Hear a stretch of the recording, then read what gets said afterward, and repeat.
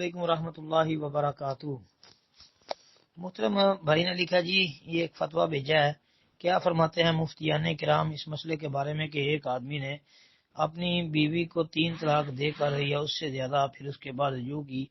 تقریباً 10 سال ایک ساتھ رہ چکے، 2-3 بچے بھی پیدا ہوئے، اب اس کے لیے اور ان کے بچوں کے لیے کیا حکم شرعی ہے؟ آگے جی کسی مفتی صاحب نے فتویٰ دیا ہے،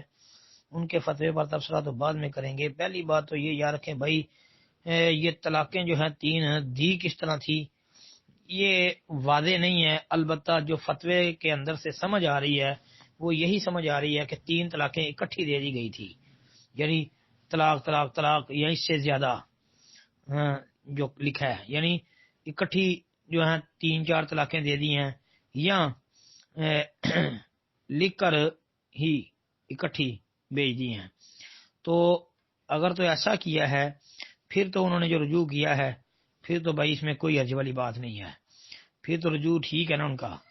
انہوں نے رجوع کر لیا ہے، اس کے بعد وہ 10 سال اکٹھے رہے ہیں، ان کے بچے پیدا ہوئے ہیں، تو ٹھیک ہے،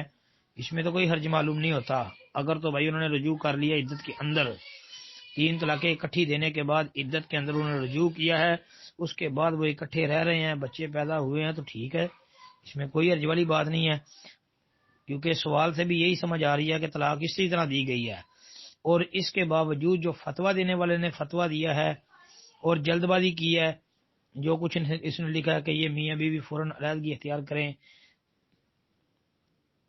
یہ 3 طلاق کے بعد جنسی ملاپ کرنا خالص بدکاری، زنا اور گناہ کبیرہ ہے، یہ بھائی فتویٰ دینے والا جو ہے نا، یہ تو بھائی کوئی سمجھدار اور دنا آدمی معلوم نہیں ہوتا، کیونکہ اس کا فتویٰ غلط ہے جی، کیونکہ یہ 3 طلاقیں اکٹھی معلوم ہو رہی ہیں، اور اکٹھی جب دی جائے نا تو وہ ایک ہی رجی طلاق واقع ہوتی ہے جی، کتاب و سنت کے مطابق۔ تو باقی بھائی